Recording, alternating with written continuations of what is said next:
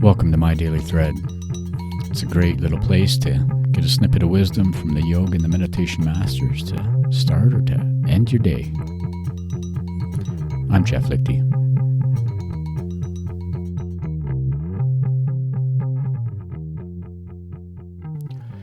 Welcome to the season finale of My Daily Thread. I'm looking forward to saying goodbye to this year and keeping Satya. If I'm honest, I'm looking forward to saying goodbye to the last decade. I want to give a big thank you to two listeners, Peter and Laura, who both have said to me that My Daily Thread showed up as your number one podcast. Wow, that was exciting for me to hear, and I have to say it was inspirational, and it came at a time that was really, really important for me. And so to everyone, thank you for listening, and thank you for being part of the My Daily Thread tribe. It seems very appropriate that we're going to end this year just finishing Aparigraha in our last episode. The yamas in the Ashtanga yoga system are the fundamental moral and ethical disciplines that concern how we relate to others. And the chief yama being ahimsa, the one of non-harming or non-violence, and that overarching emphasis of bringing and cultivating non-harming or ahimsa into all of the rest of the yamas, including aparigraha, that letting go, that holding on with an open palm. I encourage you to continue this practice into 2026.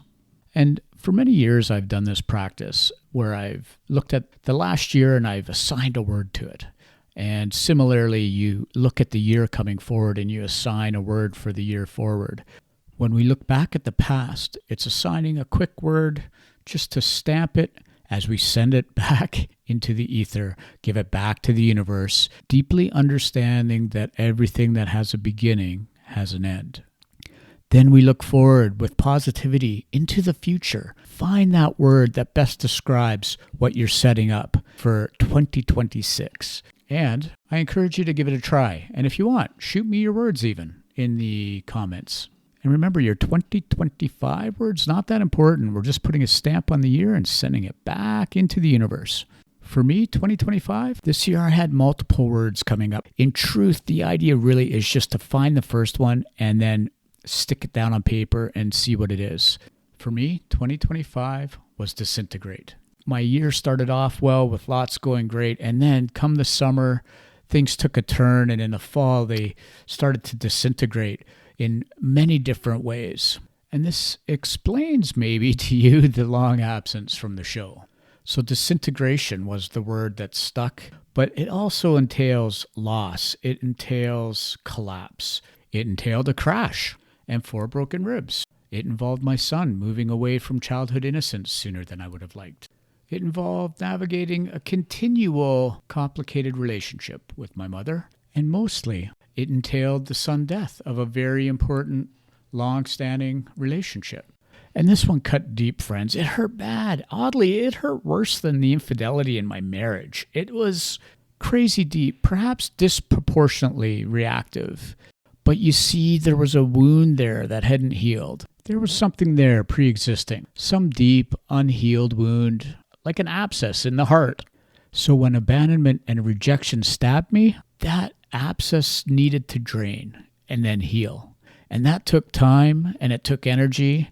And it was really a dark night of the soul. It was a dark period when all the coping mechanisms seemed to fail and disappear. And for some reason, this reminded me of my time with Mother Teresa. I had this beautiful, beautiful spiritual experience alone with her in her chapel one morning when I was in Calcutta in 1993. What I can say is that the light and the peace and the love was so significant.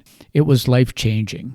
And I bring this up because Mother, even though she was a saint, even though to every external perception, Mother was reported to have had a dark night of the soul in which the darkness of humanity had her question her faith. And here's what I've learned from this, friends. Regardless of what's going on in our world, we can still take actions that fall in line with the yamas. like Mother Teresa, we can have or feel darkness inside and yet still maintain positive outward actions, because every season has an end. And this year, 2026, my word is to transcend.